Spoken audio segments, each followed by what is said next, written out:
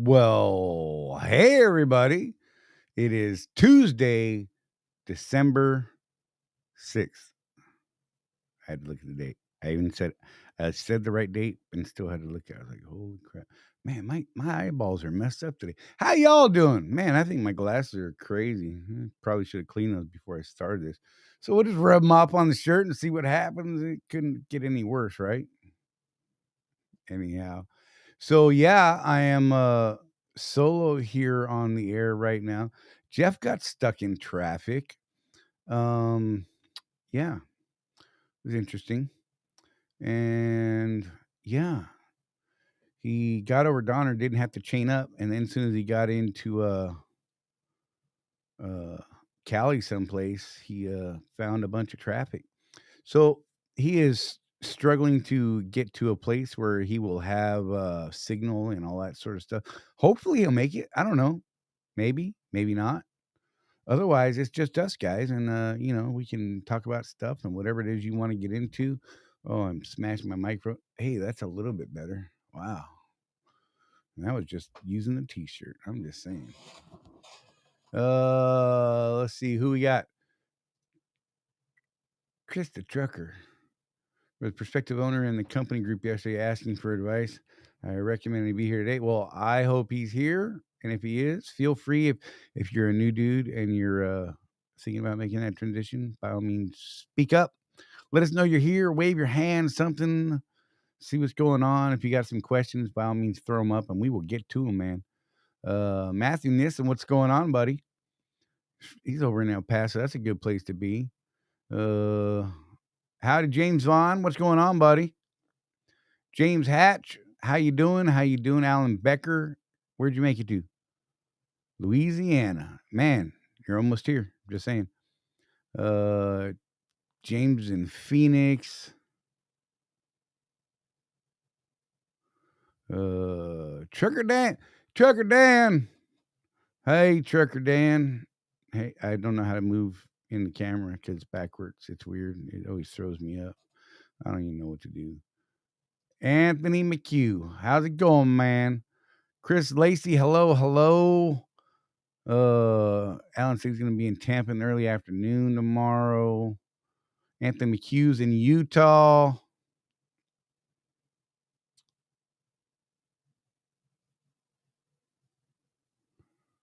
Oh, life on 18 wheels. Howdy. I see you waving. Back at you. Flowers to you. Wow.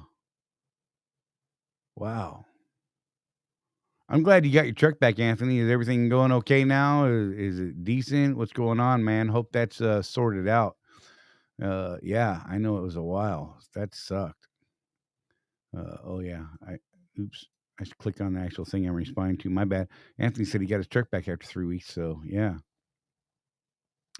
Let's see. Rowan says a student got a level 3 inspection pass on last 2 hours of driving for dropping them off for upgrade. That's awesome. Starting off good there.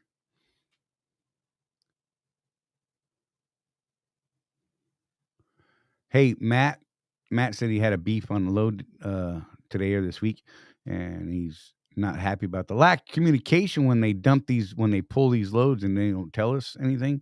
And you know what? I'm with you. I think that sucks, and I think that there's somewhere there that they can improve that. Most of the time, I don't have too much problem with them communicating with me, but I work with a pretty small group of planners. I tend to do this team expedited thing, and they're pretty good about that stuff, honestly. I wish everybody was on kind of the same page, but unfortunately they're not.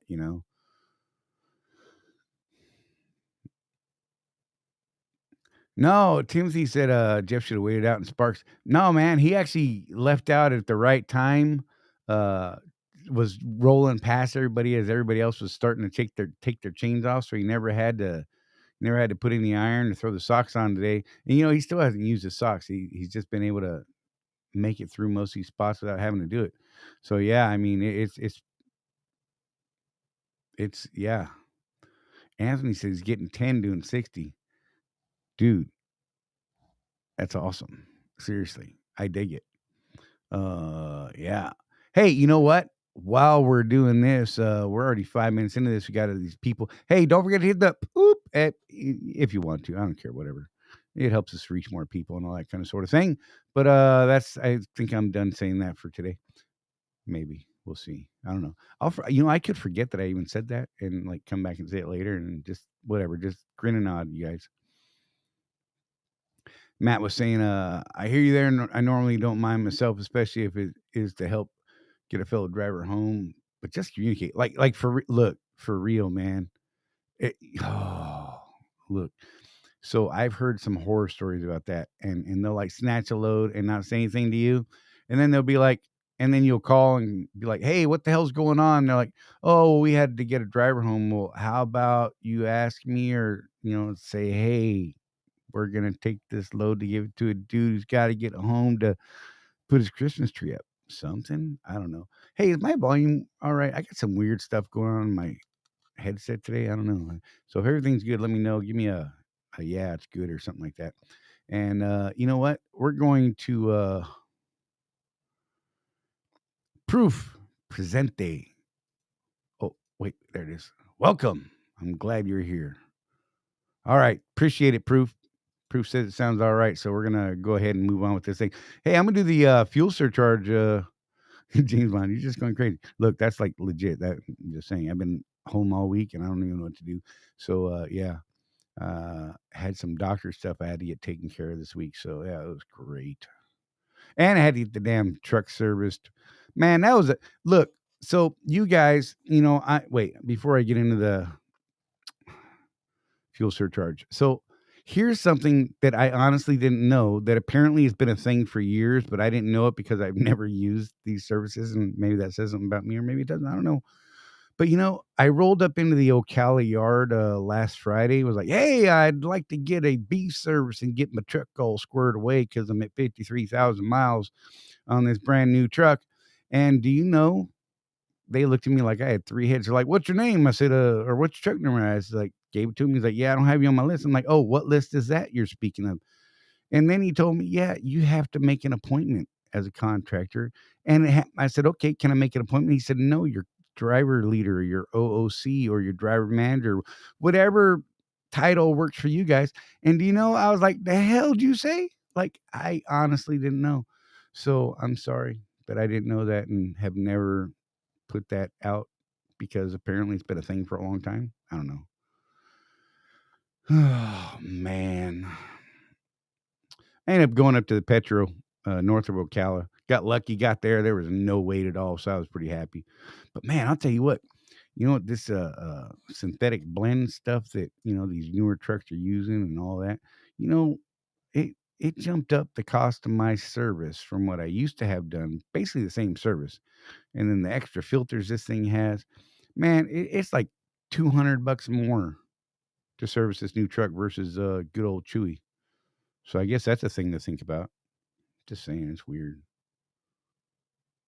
I don't know.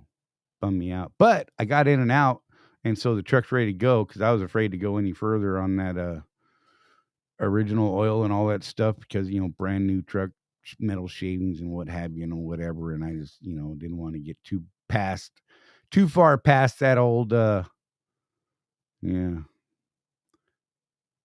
Chris the trucker. Wait, so you can do that? I call and make my own appointment? Look, so they didn't even tell me that was like a thing, man. Like, I wish that information was like just, out there. I didn't know. Honestly, God. Yeah, Matt, my last service was like $500, dude. The ultimate PM. Yeah, And I didn't want to do it myself. Not gonna lie. I wanted to get the first one done. Yeah, all the filters, man, is crazy, dude. Like, apparently there's 3 fuel filters on this new Freightliner. 2 fuel filters and the Dabco, the water separator. Chewy had 1 filter, the separator. That was it. It was crazy. So I don't know. All right, let me do this fuel surcharge thing. I'm getting off track. Let me get this out of the way and we can dip into that. The phones are open. If anybody wants to call, you're more than welcome. It's just me. The robot's answering the phone. Could be fun. Could be interesting. I don't know. It's a thing. So let's do this thing real quick and see what happens. Whoop. All right, so the national diesel fuel cost average went down, and that's bumming me out. And I actually got some stuff to say about this. It went down almost 17.5 cents. We are below $5 a gallon on the national average. Look, from a business standpoint, from a trucking standpoint, I don't like it. It's going the wrong way for me because that means our fuel surcharge is dropping. West Coast Pad 5 average is down 16.5 cents, bringing it to $5.50 or 5.502. Yeah, I can't talk. Whatever. Brings the fuel surcharge down to 0.625. That's a drop of 3 cents from last week. That's a bummer. West Coast fuel surcharge is 8 cents still. That's because of the disparity between the West Coast Pad 5 and the national average is 0.535 cents. Man, I don't like it. So, yeah, let me get out of this screen and we'll pop back over and chat some more. What do you say? I hope that's okay with you guys. So I was watching the DAT video. They do this video called DAT IQ Live every Tuesday at 10 a.m. Eastern time, and I get a lot of information from that thing. So I really enjoy that report. They talk about a lot of the freight rates and lanes and volumes and all that sort of stuff. And one of the things they were talking about today was the cost of fuel and how all the mainstream media and all these crazy sites were talking about that shortage that we were supposed to get. Oh, we were going to be, oh my God, trucks are going to be stopped in the middle of the road and all that kind of crap a couple weeks back. Anyhow, yeah, they were like, we didn't even know why people were saying that crap because it just doesn't pan out to anything that was being said in reality. Anyhow, so they're saying their forecast, their long term forecast, and EIA is stating this, and let's take that with a grain of salt. Uh, they're expecting however, wait, let me back up. What they said is that before yesterday's drop on the prices, the national prices, they said they had estimated or are forecasting $4.30 a gallon as the national average come mid-year of 23. With yesterday's steep drop, it would drop farther than they actually anticipated. There's expectation that the forecast will adjust. Anyhow, so fuel prices are steadily slowing or on a decline. The Northeast is a problem still, and look, the West Coast, California, whatever. I'm not even gonna go there. Um, the East Coast, all the producers there they're running like max capacity right now. They're actually doing everything they can. They still don't have quite the volume that they need, but it's not dire. It's not like we're gonna run out of fuel. The weird thing is, here's the weird thing. So those of us on the ES Advantage card or a discount card like it are actually doing pretty good on the prices. Uh, and the reason being is the wholesale or rack market, as it's known, uh, is actually following like legit prices and stuff. The retail market is not responding the way that they should be. And that's look, let's be real. That's just straight greed based. They're like, we're going to get as much money as we can per gallon until they won't pay it anymore. And then we'll start dropping it. So that's a weird thing going on. Anyhow, so if you're not on a discount fuel card like the ES Advantage card that we talk about here, or NASTIC, or something other than using the Con Data card, I highly suggest you get one or all of them. Just saying. I wouldn't necessarily get NASTIC and ES Advantage. They send pretty close.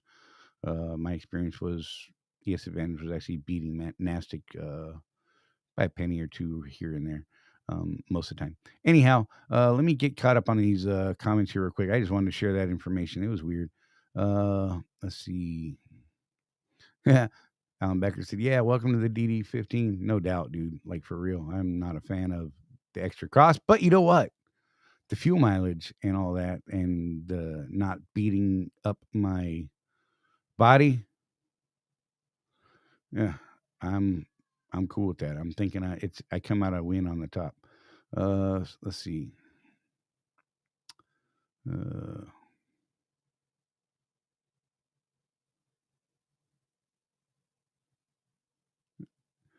uh, Sorry, going through chat. Well, so James said a nice, maybe Fredo pickup. So we saw or what they saw, the analysts saw a larger than expected volume of freight and rates for this Black Friday, Cyber Monday, quick dash. And then there was the whole threat of the rails shutting down and all that. Um, the rails have averted that controversy and that drama.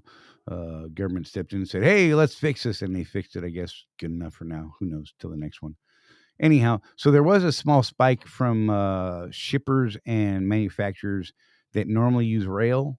They adjusted some of their shipping for a week or two just in case the rails went crazy. And so we saw a small spike there. It was bigger than the spike than the industry analysts actually expected. So I guess that was good.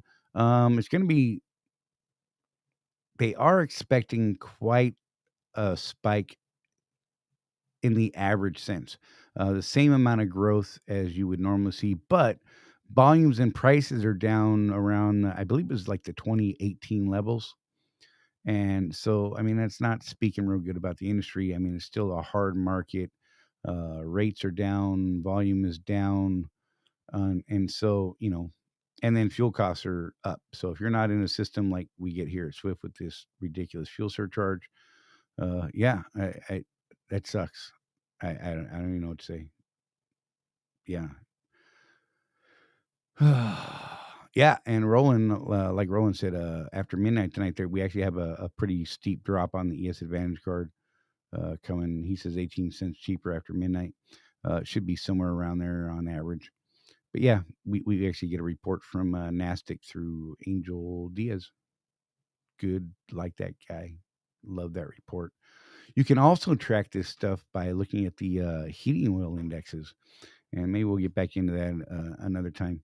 But that's pretty cool too, because if you watch the heating oil index price, the price that the market closes today at 5 will reflect in the discount market midnight tomorrow. Does that make sense? Yeah, it's weird. Anyhow, it's cool. Yeah, 2018 level. Yeah, it sucks. Um, yeah, oh yeah, what are you saying here? Teams Ransom. Yeah, what kills me is diesel is almost $2 higher than gas, and gas is, yeah, exactly. So it's weird, right?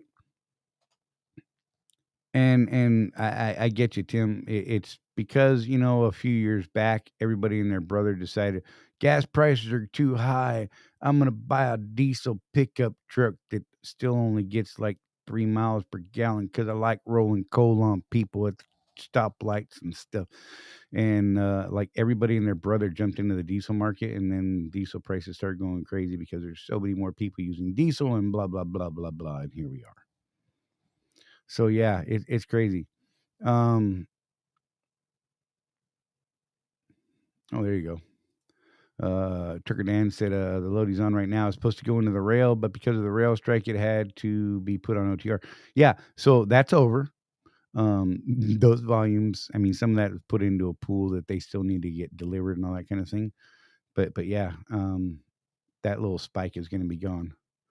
So don't count on that. I was actually kind of hoping they'd go on strike because that would have done some amazing things for the volumes for sure. That could have made this season something special.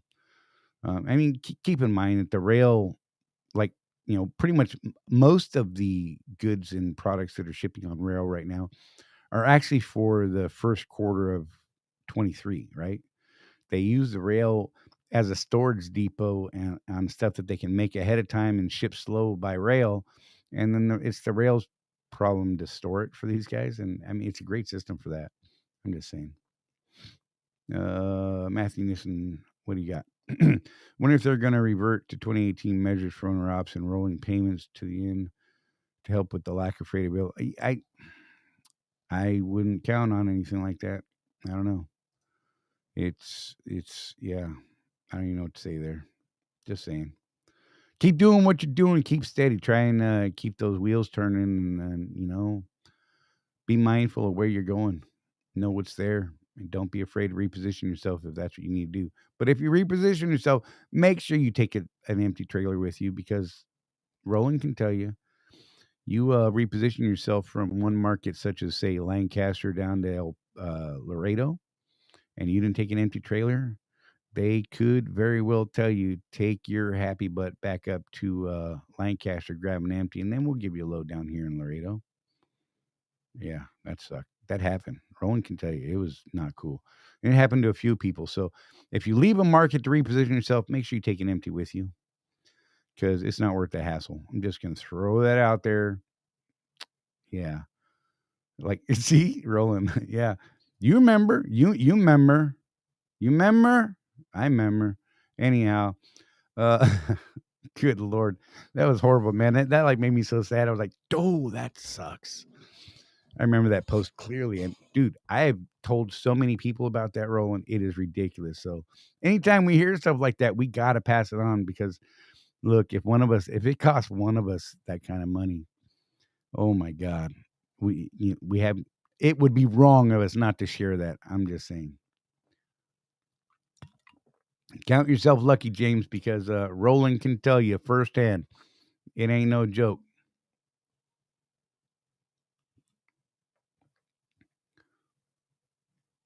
Yeah, Cali's crazy as hell right now, Matt. He said he avoided going to Cali because of the trailers and freight volumes and all that. He said he's told there's a 2-day wait on loads out there. Man, that would, dude, I'd be out. I don't know what to say. I'm not sitting for 2 days if I can avoid it somehow. So, Chris the trucker, I'm hoping that Jeff gets here in the next few minutes. If he doesn't get here soon, I'll dip into some of the insurance stuff that we've been working on. Wow, some crazy stuff happened on my screen. That was cool. And so I'm not ignoring you. I just want you to know that. I see you. You're right there. I'm going to put that in our little favorite folder so I remember to come back to that. Yeah, we've got some stuff that we want to talk about, and we're going to need your guys' help with this. So we need Swift Contractors to help us out. And we screw it. I'll just dump into it right now. Let me get this. First sip's the best off the bottle. Put that over there. I'm going to need a cigar for this. I'm going to need a fresh one for this one. Ugh. Hold tight.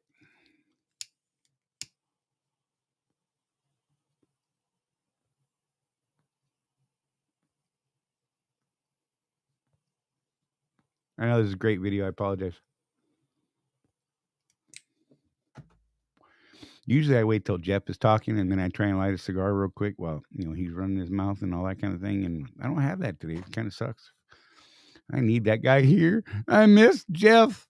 Oh, wait, that's weird. Hey, stop it. Don't judge. I don't even. Hey, look. I can see you judging me. I'm you right there. I see you. Don't be judging, yo. I'm just saying. God. Taylor, welcome. Glad you're here. Greetings and all that good stuff. Yeah, James Vaughn said, Jerry said the freight is not looking good right now. Like, that's for real all over the place. It's not just us. I mean, there are some markets where it's not terrible, but it ain't great. You know what I mean? Finding those markets. Hey, there's Jeff. Look at that. Yeah, you better try harder, sir. You should know, of all people. What does Master Yoda say? Exactly. You better get it together, man. People are trying to talk and stuff, and you're out there screwing around on the highways, running freight like a truck driver. Oh wait, yeah, that's what sometimes I forget that's what we do. Yeah, I had jokes to say, and they're not appropriate, and Jeff's not here to cut me off, so I have to do it myself, and that's not as much fun. I can't, I keep messing with my microphone. It's weird today. I got to shave, like stuff is touching the mic and it's throwing me off. I don't know how to act anyhow. So So yeah. All right. Insurance stuff. So, oh God, what we are doing is, uh, we have a guy we're working with. We were introduced to him through Jeff Reese at ES Advantage. He's the dude that writes up all their policies and brokers all their stuff, and he builds these packages for small companies and small contractors and individual independent guys and all that sort of thing. And so he's real big on building these policies that will provide a great service um, at a super reasonable price. We had a meeting with him. Jeff and I did last week. It was myself, Jeff Morton, and Jeff Reese, and this individual Tony, who seems like a cool guy. And I'm going to see if we can't get him on the show next week to talk more about this stuff, because this guy knows like insurance. Oh my god! And then on top of it, he runs a family. He helps run a family farm, and in order to keep his farm people busy all year long, they set up a trucking company and they do like grain hauling and that kind of stuff and equipment relocation. So the guy's got a small fleet that he's actually selling to his partner's family now. And yeah, it's crazy, man. The dude knows our industry. He knows what our needs are. He knows what kind of things we really need in a program for us. So what he's trying to do is actually build us Swift Contractors an insurance package and put that together for us. And he believes that he can beat the prices that we're currently paying at through Chubb Ace and Transtar through Swift, while providing us with a better service, better quality of insurance, and more options in that, right? Um, the problem we have is he needs to build a pool. Wow, that was my bad. I heard it really loud in my ears. He needs to build a pool of Swift contractors, and in order to do that, we have to get him driver's license, name, and date of birth. And basically, what they're going to do is they're going to run MBRs on everybody we submit. We need well over 100 people in this group, so that he can build a risk analysis type thing that those insurancy people do, so that they can figure out how to quote us and build us. And the more people we get involved in this, the better our prices will be. The larger the group, the better the price will be, because their risk uh, diminishes the more people in this group, right? Because not everybody's getting in accidents, not everybody's taking off mirrors and all that. And this way, the bigger the sample group they have, the better the price that he can get us built into. And for starters, what we want is physical damage and bobtail. Although today on the owner operator live, they said all we have to replace is physical damage. I don't know. They said bobtail before. I don't know. So I'm still going to go with physical damage and bobtail as what we must replace. This guy states and believes that we may actually be paying too much for our OCAC. He said there's a good chance that that's something that um, he might actually help us be able to get a better rate on as well. This is for Swift Contractors, Taylor. This is one of those things that is absolutely specific to Swift Contractors and members of the group, because he has to build this for Swift Contractors utilizing their DOT numbers and all that sort of thing. And then build his sample of people who are contracted under those DOT numbers.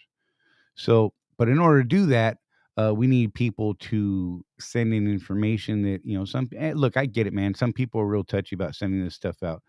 But in order for us to do this, it's just what we need to get done. If we cannot get this done and get him enough people to build this sample pool that's large enough, there are other options for him to go, but they're going to cost us more money for this insurance.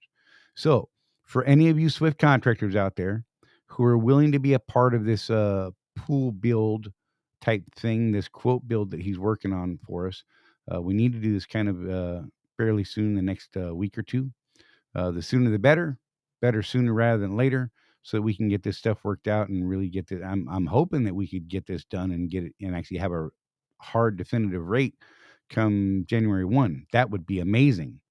So, if any of you are interested in me being a part of this pool that we're trying to build for this, send in your CDL, your driver's license number, your name, and your date of birth. Email it to insurance@contractorscorner.network with the subject line quote build. I'll leave that on the screen for a couple minutes in case anybody wants to write it down. If you're not in the Contractors Corner Consulting Group Facebook group, the private group, that's the only other place we've posted this information. So you'll need to grab this here off the screen or come back later and grab it off the screen.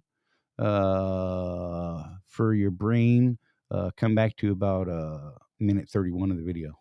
Just saying. And you'll find this info right there.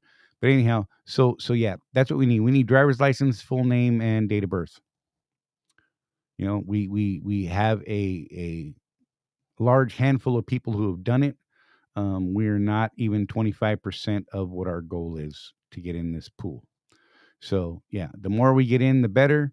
It's not going to lock you into any sort of insurance change or anything like that. We can't even get a quote built for our group until we get enough people in to do this discovery part of the quote build.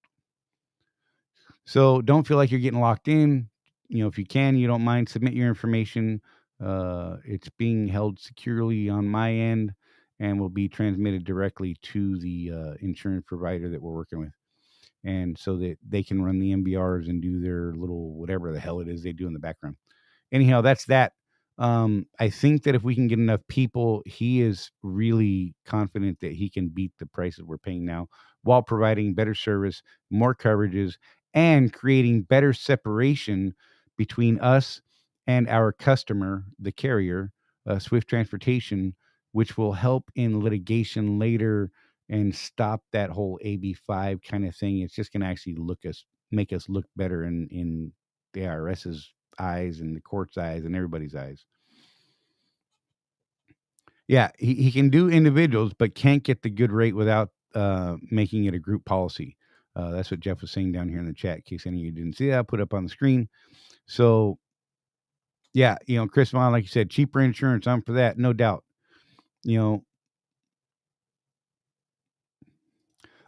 Let me come back to you, Taylor. So he's starting a business. My apologies, I didn't catch the beginning of the topic. No, he is not starting a business. He is in the insurance industry. That is his primary income source.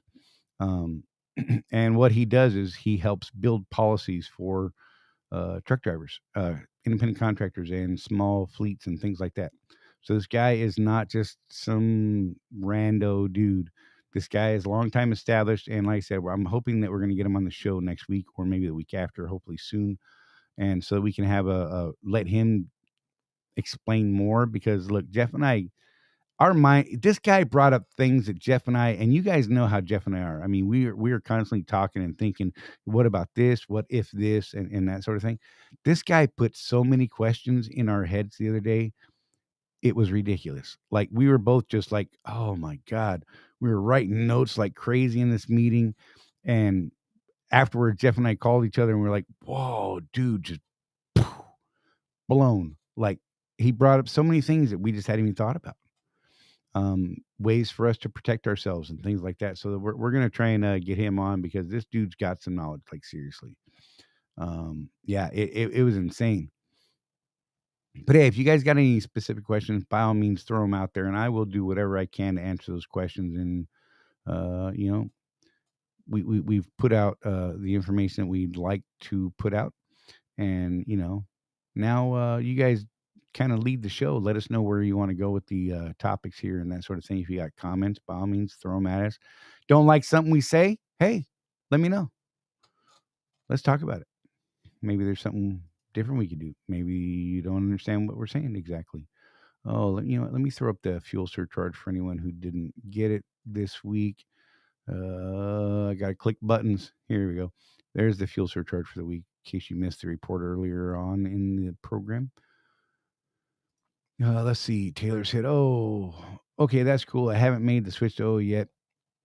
Can't get a damn call back to see if I'm even approved. I need Sue. Sue, Taylor needs you.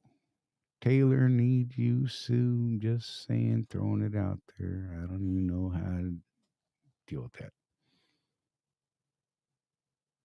Yeah. Yeah. So what's been going on? I mean, how you guys doing this week? I like I said, I didn't work this week. I'm going back out tomorrow. I'll be running out to Phoenix from Florida tomorrow, and then hopefully back by Monday. That's the goal.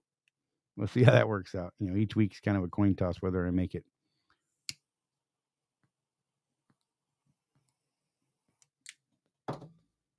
Anthony said, "Tips help for new guys."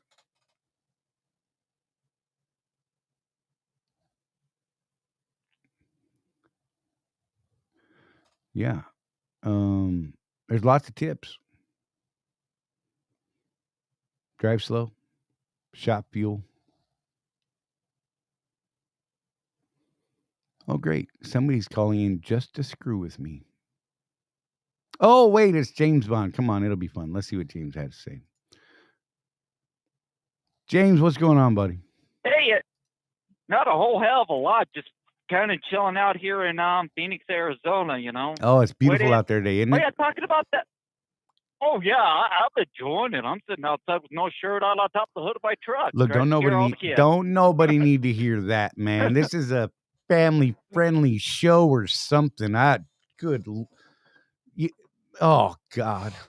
We're something. We don't know what that something is. Right. By the way, this whole camera thing, I was talking to my OOC, and I finally got an OOC. I went from a driver manager. I finally got an OOC. Imagine that one. Nice. Yeah, after 2 years.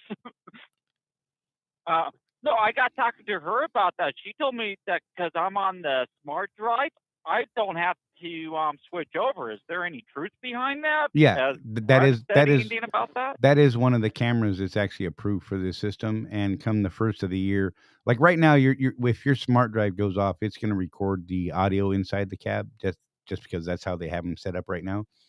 And so if you have that camera, come the start of the year, that you can keep that camera, and they're going to disable the in-cab audio for at least for contractors for sure that I know of. They said that today on their the owner operator live video.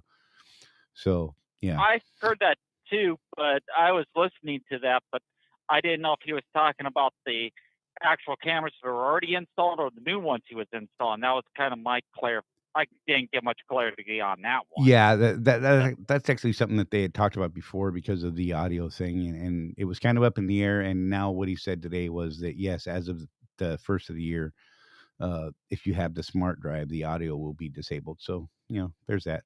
Me personally, Okay. I'm leaning towards outside insurance, so I don't have to have someone else's camera and someone else watching my stuff and then telling me that I did this wrong or whatever, and I'm just not that guy. Yeah, no, when you're talking about maybe cheaper insurance right now, are we going to be able to get our own authority with that type of insurance, or are we going to be still under Swift?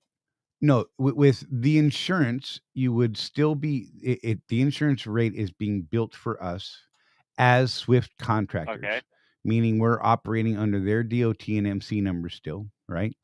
But we are all contracted to Swift. If later on down the road, you decided that you wanted to leave Swift and get your own authority or go somewhere else, and you want to take your insurance, your rate more than likely will go up because you will no longer be a part of that group package that we're getting built for us. You wouldn't lose your insurance, but it was going to cost you more because you're not going to be a part of that group anymore. Okay.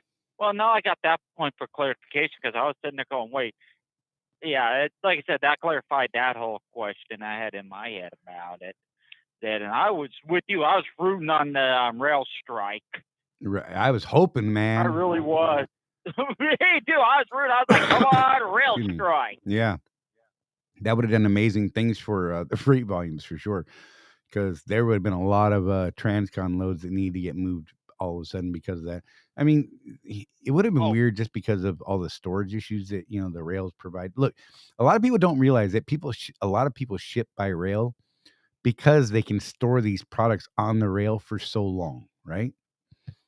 And so when you oh yeah, swap a bunch of that freight out of the rail into the truckload side, it becomes a nightmare on trailer logistics because a lot of people are like, "Oh, nope, you're gonna hold that for 2 weeks," and they're like, "No, no, we don't want to do that." You know, mm, but it would have done some amazing things to really beef up the market and probably would have drove rates and stuff up just because the demand would have been so much greater. But I was hopeful, but didn't expect it to happen. And damn it didn't really happen. right. Oh, especially down where I live, down there in Laredo, I would I would have my choice of where I wanted to go in the Oh yeah, country, and probably with whatever my choice to go right back to Laredo. yeah, absolutely. That would have So, been a boon for you.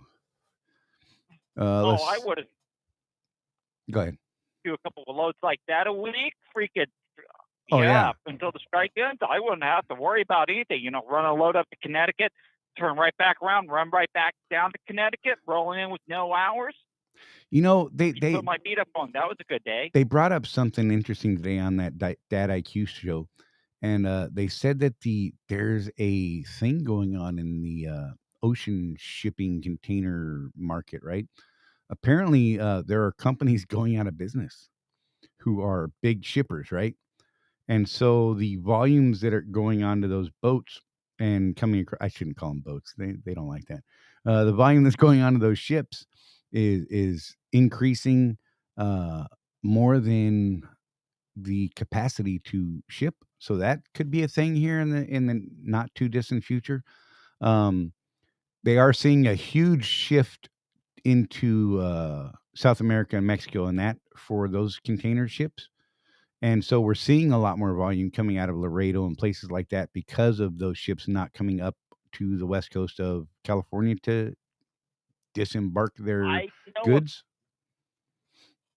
last year when I looked at the website for Customs and Border Protection for freight, Right, Laredo was number 2 compared to Detroit.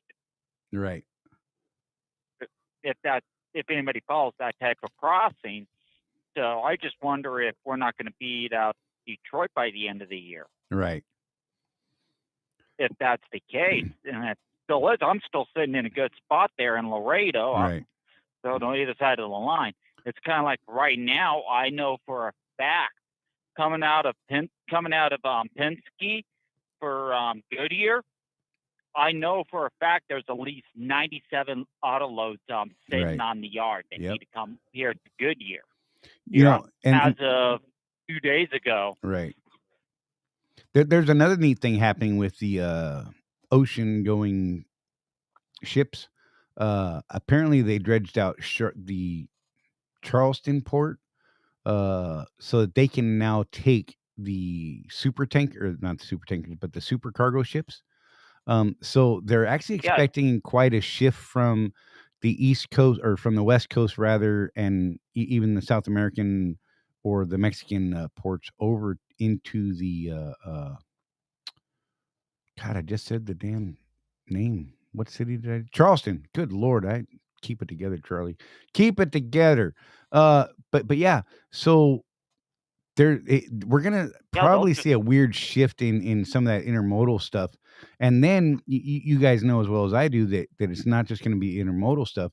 We're going to get those goods out to from Charleston out to the middle of the country and that sort of thing, and possibly the West Coast oh yeah. because the bulk of it's going to start moving over the other side. So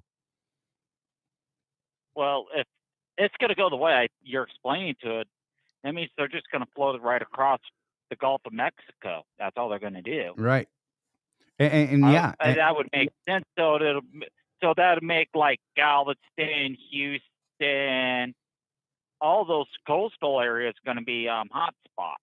right. So yeah, it's going to do some interesting things. Hang on one second, James. So shop fees. I sorry, man. I didn't mean to ignore you there. We were just talking, but the discounts that people are seeing are like Tim said, $130 a Phillip. we've seen some even bigger fill-up savings than that, depending on where they're at. Eh, ES, what was the number? Let me pull up my email real fast because that was actually an interesting number this week. Their single largest discount. Where the heck is it? It was crazy. Oh, I can't find it. Damn it. It's not where I thought it was. Anyhow, it was like something ridiculous, like almost $3 a gallon, or it was like $2 a gallon off the pump price up in like the Northeast somewhere. It was ridiculous using the S Advantage card. It was insane. Like seriously, I was like, holy crap, that would have been a sweet one if you were running in that kind of place, which I don't do because I don't like going up into that Speaking of corner. which, I finally got the ES Advantage card, Cool. but I haven't had the ability to put any money on it. But I'm still I still on an average week following full book, just looking at them and doing all that stuff, I could still save in the neighborhood of like $300 to $400. Yeah, Jeff. Whereas by myself using, I just got my Jeff card. turned me on to that one. Yeah, I just got my card refunded this week finally. This year's been nuts. Anyhow, but Jeff's been torturing me. Like I'm like, dude, I got a great price, like $4.40 in Texas, right? And he's like, yeah. So right next to there's this fuel stop that's one of the big five, and it's 60 cents cheaper than that. I'm like, oh, shut up, man. How much? When did he pay that price at? I was paying. Where was he at, Texas? I was paying like as low as $4.09. I think was the last one I did in Seguin at the QT. I-10 exit $6.09. That's like my regular stop now when I run Jacksonville to Goodyear and back. That is like my spot, dude. It's cheaper. Believe it or not, there's cheaper places. There has not been along that route. I can tell you that. Not and well, at least the route that especially not anywhere that I would fuel. The route that when I come out of Laredo coming into Goodyear, because I kind of run the border a little bit. Right. Yeah, crazy me. When you were talking like that prices, I was still up here until like 2 weeks ago. I was still finding fuel for $3.98 a gallon. Yeah, but I was running from Jacksonville over to Phoenix, running along that I-10 route, and literally the QT was the cheapest spot from Jacksonville to Phoenix. It just was. I think I know that QT. If you could tell me the name of that town, I'll know exactly where it is. Exit 609. Oh yeah, yes. I love that spot, and the staff there are cool too. They're actually pretty cool. So. Oh yeah, if you're running the 10 straight across, that is the cheapest spot in Texas on that northern route right there. There's a couple little mom and pops that are along there that might be equal to or maybe 2 or 3 cents cheaper, but honest to God, they scare me. I'm just saying. There's limits to how filters. Yeah. Fuel filters, injectors. Got to start worrying about those bad boys, and they're not cheap. Mainly injectors. There you go. Timothy just said you can get a diesel for $3.47 a gallon right now in Dallas with the ES card. So I mean that gives you an idea.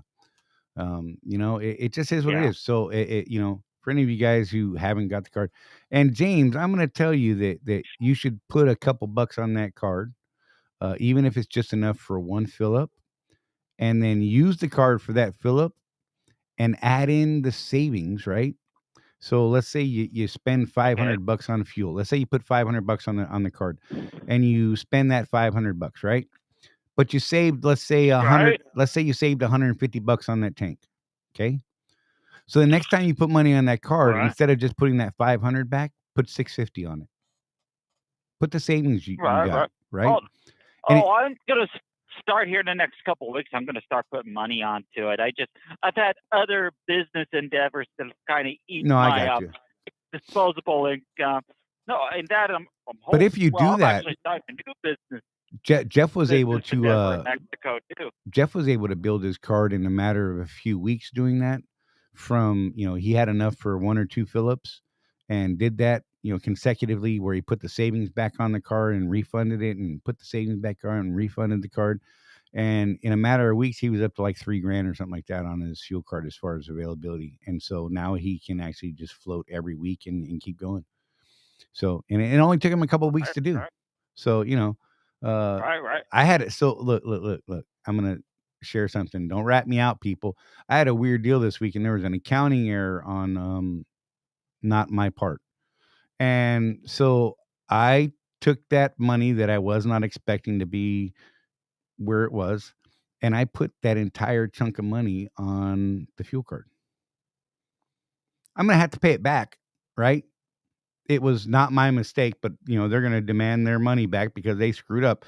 But I promise that by the time that happens, I will have made probably $800 in savings off of that money. Just gonna throw it out there. Just saying. Right. So at the very least, I will save figuring on a low average $500, meaning I will have made $500 on someone else's screw up and still have what I have to give them back in their money. So there you go. Whatever. Not saying anyone should do that. I'm just saying that's what happened this week and that's what's going down. And I was like, well, screw it. Money I was not expecting, going to put it on the fuel card and put it to good use until they say, hey, give it back. And I'm going to be like, okay. Right. You know? You gotta love it when screws up on Hey, the I'm not accounting, saying but who screwed up. I'm just saying someone screwed up and I got money that I was not expecting or whatever, and it is what it is. So there you go. right. It's still that's money until somebody says, "Hey, cough up." I'm just saying it wasn't my fault, and money went into my bank, and I Exactly. put it on the Now, card, and I'm going to get used to it, and I still have it available to put it right back where it came from. There you go. here a couple of weeks ago, I was talking to some people in the office because I do a lot of work with driver qualifications. I was Right. talking to somebody in there. I won't say any names, but we're talking about the freight. I know as of right now, company-wise, Nate, I know we're being really picky on the drivers that we pick up now. Right. I know that. I know that they're cutting back on driver qualification, what they can spend. They're cutting their budget up. According to my inside resource, they're hoping maybe March freight will pick back. Yeah, And that's like a legitimate thing. Oh, look, Jeff made it. Woohoo! Jeff is here. Let's throw Jeff on the bam. Jeff, are you there? Are you there, Jeff? Let's hope so. Yeah. Oh, there he is. But yeah, so the industry itself, the analysts that are looking at the industry are actually saying that I again on the Data IQ show today. I just love that show. Like seriously, those guys. If you like numbers, they talk good. Anyhow, they were looking at the long-term freight forecast, which they haven't done in a while, looking out, through next year and that sort of thing, and looking at the last several years historically. And it's looking like we're going to have this, average normal spike that we do just before New Year's. The last couple of years has been a weird spike just after the first of the year in returns. Apparently, last year was something like 16% return rate for online purchases. So all that stuff had to be shipped back. The Walmarts, the Targets, and people like that, build these trailer loads of freight that have to go back to the DCs. So those have to get covered and that sort of thing. They're expecting something like a 20% return rate this year. It's crazy as hell. But then it's going to drop and hold pretty flat for the most part after that, all the way through into probably through the second quarter, into the beginning of third quarter. So yeah, it's going to be rough for a while.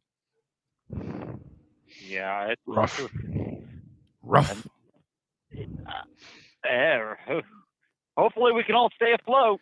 Oh, look, if you keep doing the things that we are harping on every week, slow down, maintain your get your overhead costs under control, then you can weather this storm, man. Jeff and I have done it in the past, and we will do it in the future, and I'm sure this won't be the worst one that we see, honestly. I mean, it's pretty bad. It's worse than 08 from everything we're seeing so far, I believe. Yeah, but the anecdotally, lessons. But the lessons we learned in '08 are helping us now. Absolutely. Absolutely. Yeah, for real. So, if you can make it through these hard times when the markets swing back the other way, man, it's just raining gold for a minute. You know what I mean?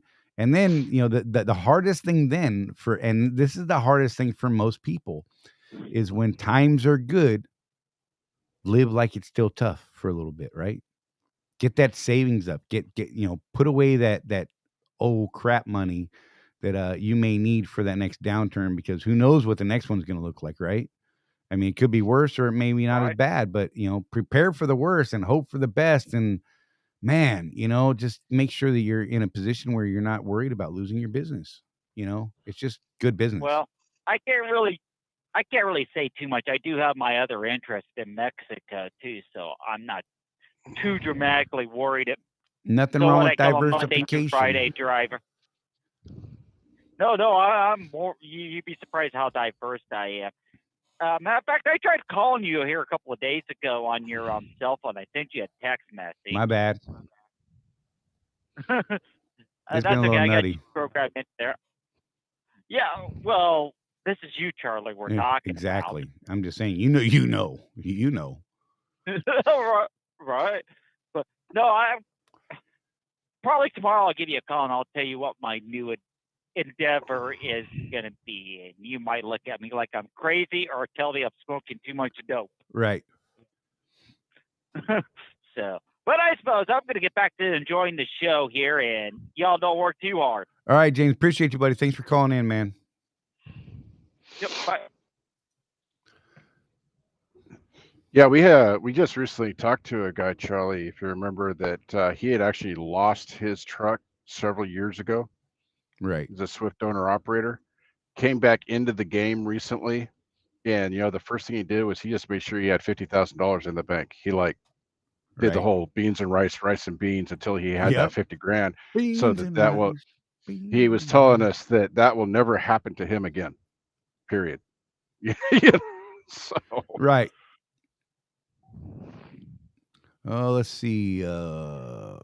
Shopee said his EFS card is only giving him 363 a gallon now. So look, man, they all the ES Advantage card works off of the WEX network, but it's a matter of how each fuel card company, okay, each person that offers a fuel card through the EFS or the WEX system, uh, kind of decides how much they're going to keep of the discounts they have available to them. The way ES Advantage does it is they pass on 100%. If the negotiated discount price at a specific spot is, say, 250 a gallon, right? A lot of places will say, okay, we're going to charge 255. We're going to keep 5 cents, charge our fees and whatever on top of that, but we're going to keep 5 cents. That's just how it works. The guys at ES Advantage Card, which is one of the things that we really like them about, is they pass on 100% of that negotiated rate. So, I mean, look, and they make their money off the fees, and the fuel card is not their main source of income. It's an nope. it's an offering that they have. These guys, have a huge offering of other services, insurance. I mean, just so many things. It's crazy, and that's through their ES Success and trucking stuff. So the ES Advantage fuel card is just one little bit of their business line. Yep. Taylor said, "Hey Charlie, a few shows back, you were talking about slowing down and what that does to help with fuel and the wear and tear on your truck. But what really caught me was that you mentioned it can help. Sorry, with our mental health, body over time. I never thought about it that way. Yeah, dude, like for real. I say, dude, I apologize. If you're a female, I apologize. Whatever your pronouns are. I don't want to offend the trophy bunch. I'm gonna get it for that one. Oh, jeez, Jeff, Louise. would you save me? Anyhow, look, Oh, I know you're just like, haha, sucker, you're gonna get that email now. Oh, have fun with that. Anyhow, seriously, dude, I say dude because it's a general term, and I don't care if you're a whatever you are, dude. Seriously, I grew up in California. Don't judge me. I don't live there now. I haven't lived there since I was 17. That's a lie. I moved back when I was 20 for a short time. Anyhow, whatever. Yeah, it's amazing because I found, like, for me personally, and I saw some studies that went into that as well, that mhm. when you're driving faster, you tend to have a tighter grip on the wheel. You're a little more tense. Your heartbeat is up a little more, your stress level's up a little more. Every little thing, you come up on slower traffic a lot more frequently, and you're constantly got to check the mirrors and make that lane change and get out there and get around someone and try and get around them quickly so you're not dragging traffic behind you and all that kind of nonsense. And it just, you slow down, and life for me and a lot of people that I've spoken to becomes a little more laid back and easy. Right. It's weird. It's just kind of awesome. Anthony McHugh says he's 9.6 at 60 now, so good on you, man. Yeah. Taylor said he's a dude. Okay, dude, look, everybody's a dude to me. I don't even care. Look, I got yelled at one time for calling someone buddy, and it was like a thing. I'm not gonna. No details, but yeah, that was a thing. It was a thing, like for real. I'm like, listen, buddy, and they're like, I'm a woman. I'm like, whatever. We can be buddies. I got lots of female buddies. What the hell? Calm yourself. I was gonna say something totally different there. That was great. See, look, Jeff, sometimes I can self-censor. It's rare. Kathy, exactly. And you know what? You get more tense driving faster as you get older. I don't know why, but you do. You're like, oh, and I've noticed that, when I do those days where I'm I said do. I talk about getting older, and then the 12-year-old comes out of my head. Anyhow, there are those days where I'm running 70 miles an hour to meet a customer need or some sort of personal need. And I find myself like way more stressed out, way more tired at the end of the day. It's crazy. Well, if you're on a load like that too, where you're pressure for time, that's another mental pressure on you. Right. Got to make it. When you're taking like my loads in the last week have all been, hey, pick it up and get it there when you next couple days, whatever. Right. And so I'm bebopping along down the road at 60 miles an hour. I stop when I want to, maybe take a nap if I need to, because I'm getting old now. Naps are great. Whereas like even like, as much as I love running search for Walmart or something like that, that's a go. And man, by the end of that week, I'm sleeping my entire day off. Right. So Backrow said, just to be honest, I do 60 and under, but I get to the point where I'm driving slow enough, my brain wants to shut off. You know what I do for that? Audiobooks. For real, dude. Audiobooks. And there's a new book out. You don't understand how hard it was for me to turn off my new audiobook today. Oh, and listen to Charley's gnarly butt voice. Because book 15 of Expeditionary Force dropped today. Oh, I can't wait. I'm only on book 13. It's one of those, you've heard us talk about it. It's great sci-fi. Frickin', I've been waiting for this one. Right. Every frickin' book ends in a cliffhanger, then you got to wait 6 months to a year for the next one, and it sucks. See, but I've been in blissful paradise because I finished one and I'm already downloaded the next one. It's ready to go. So that one finished, and I hit play on the next one. I'm getting worried because I'm up to book 13. I'm like, oh God, it's gonna end soon. And now they added another one, so I got that much longer before I have to do the wait and find another series. Although like I told you earlier, Jeff, I'm gonna go back through the Survivalist series by A American. Important there. A American stands for Angry American. Just gonna throw it out there. Love. Yeah, so that's one of those things that since you've already broached the politically correct topic today once, I'm going to do it again. I just think it's hilarious because if you Google these books, Google will tell you that it stands for average American. Right. You go to the guy's website, he's like, that's absolutely not true. It's Angry American because that's who I am. And the dude's like an actual survivalist instructor. That's his like real job. Deal. Like he charges money to teach people how to be survivalists. And then he wrote these books. And he's like, yeah, Angry American. Don't let anybody tell you anything different. Right. Someone asked where to go. What book? Who was it? I saw it. Oh, what's the name? Anthony McHugh. What was the name of the book? Expeditionary Force. Yep. Who the hell's the author, Jeff? Do you remember? Come on, you know stuff like that. I do not know stuff like that. Oh, man. Craig Allenson. But Craig more Allenson. importantly, it's narrated by R.C. Bray, and this dude's voice makes the book. Oh my Like, God.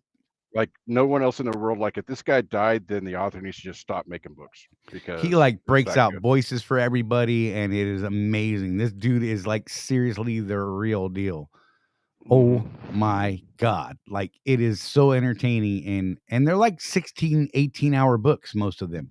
There's a couple that Mhm. are like 6 hours. I don't particularly care for them. They're like side stories that fill in gaps between the main series, which are cool. Don't get me wrong.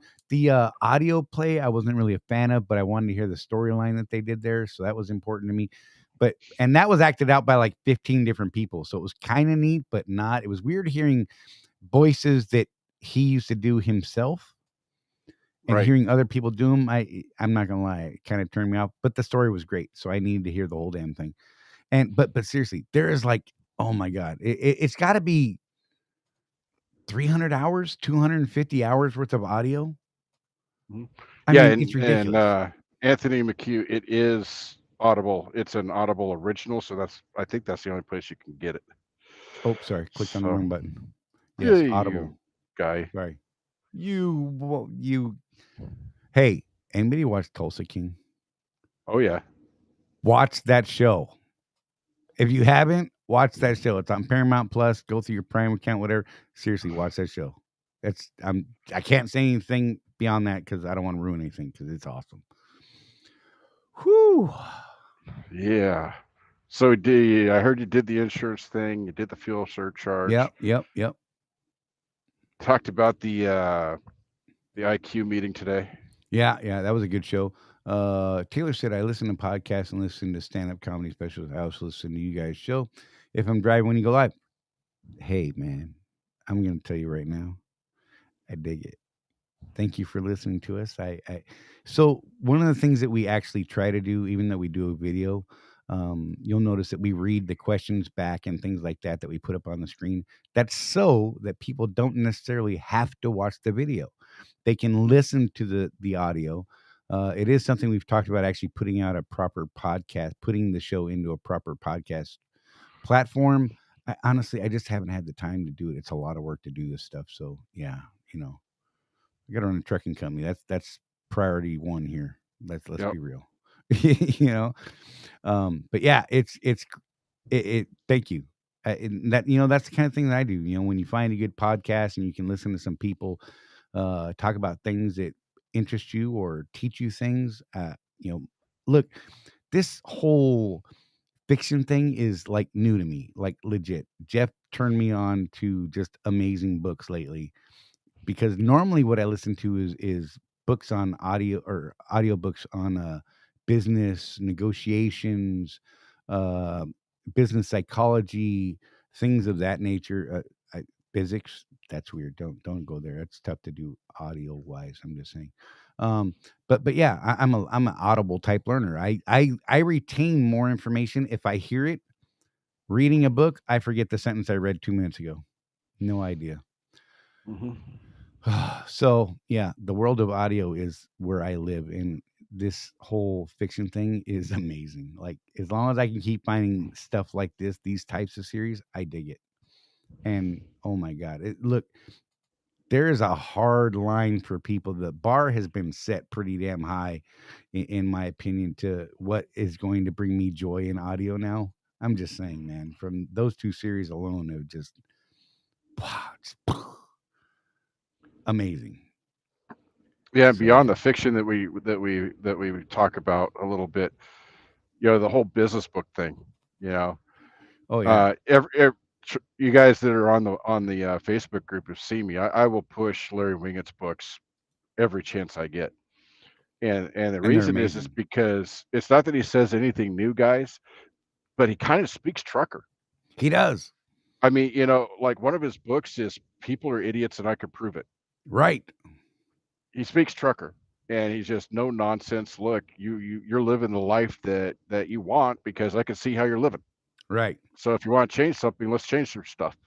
And he goes through Right. steps. So he's totally different than like 7 Habits of Highly Effective People. I'm a big Stephen Covey fan, but I think Larry's approach is a little more trucker friendly because he just really kind of like, hey, do something, you Right. weakling. So, Right. Like seriously.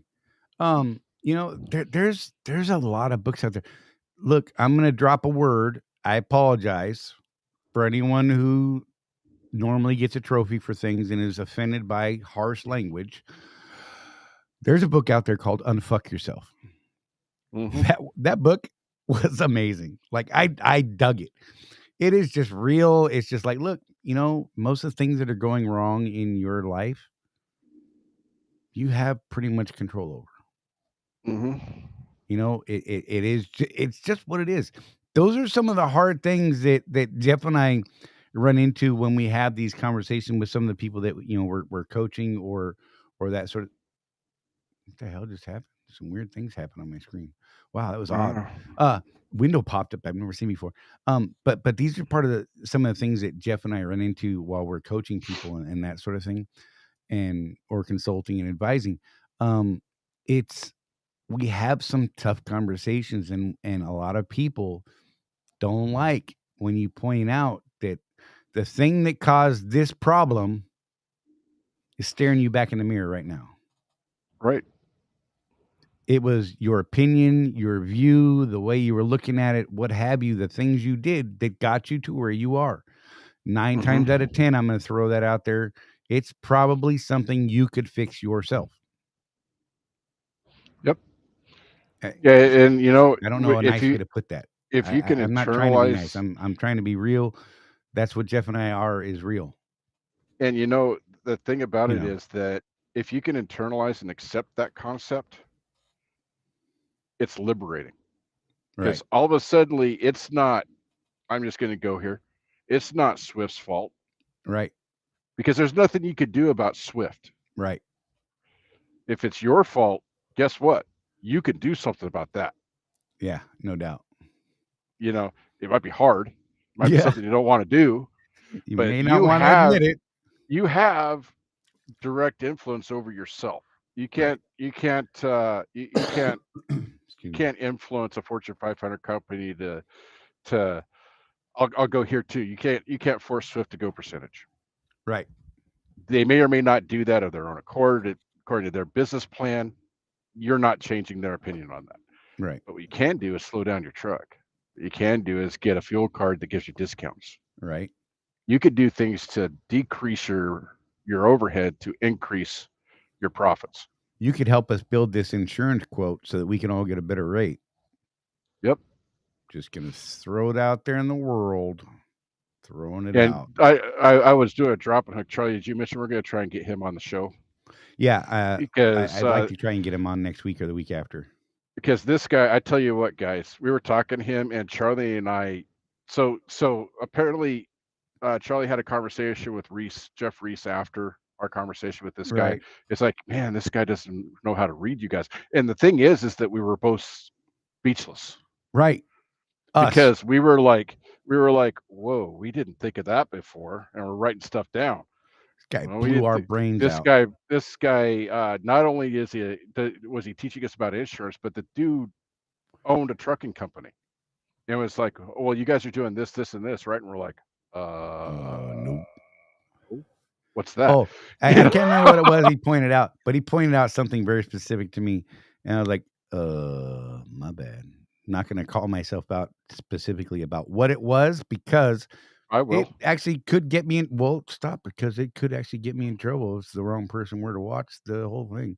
Not with Swift, but with other entities in the world. Okay. Cheers, people.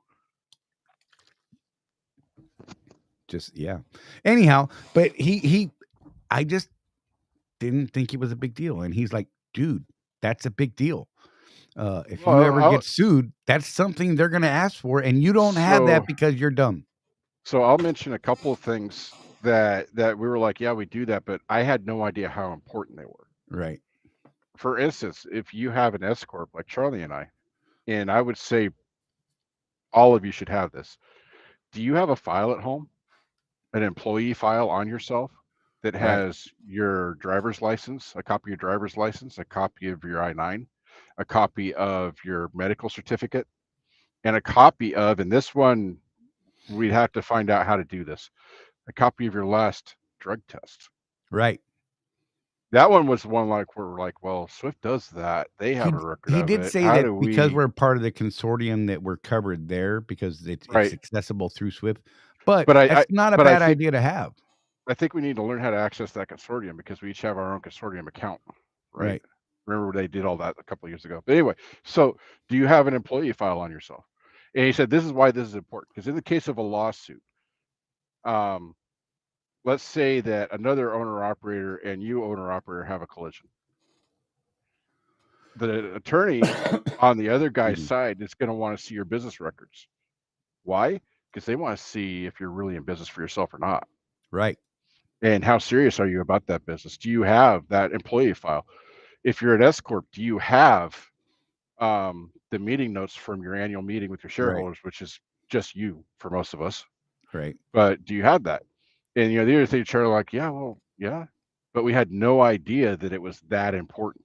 Right. And so we haven't pushed it on the show. We haven't pushed it in our consulting because it's just something you do, right?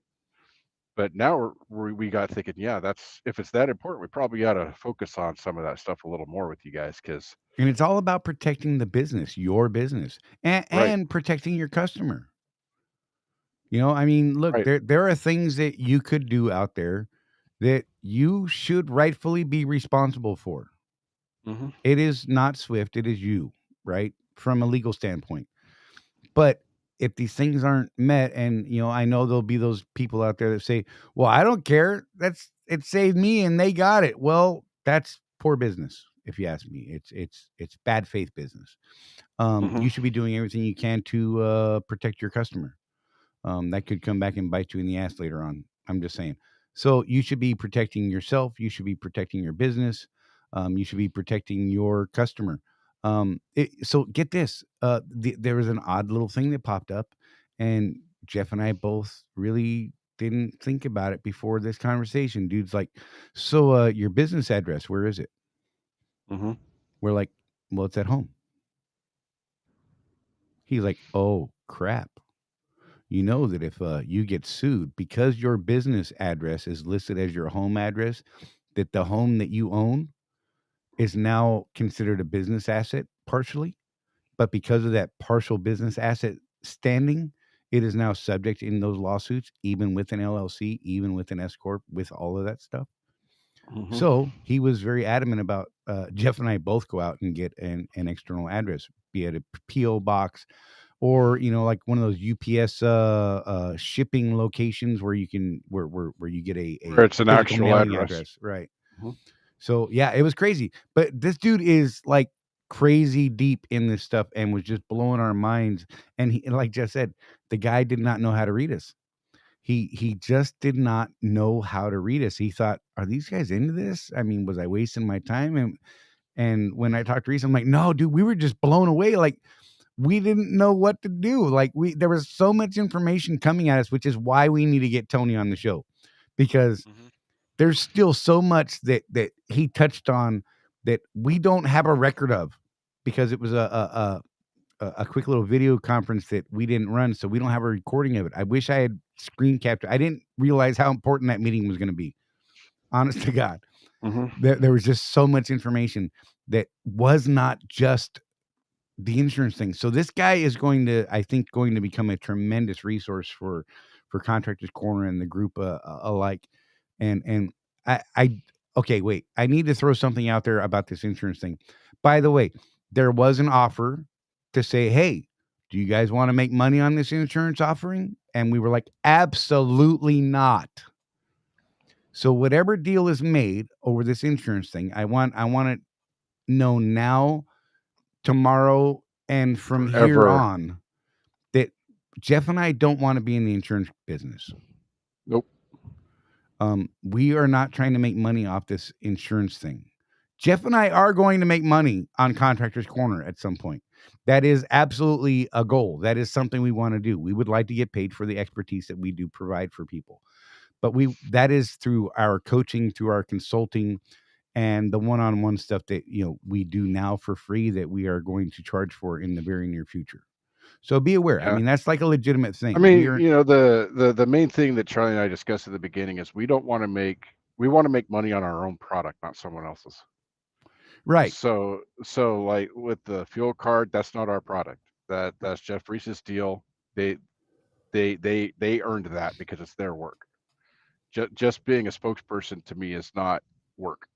Right. It's just getting the word out. Telling we're you not about a even product we like and use, not yeah. So not same knocking anybody, just saying that's and not our bag. and especially with insurance, man, I do not. We'd have to go like learn stuff. Oh, you guys To need to understand some things here. Like, he was, like, legit ready to set us up as a legitimate like insurance type yeah, brokerage company, and we're like, "No, bro. No. No. Not this guy. Don't wanna even hire someone to manage it. Don't care. Don't want no part of it. No."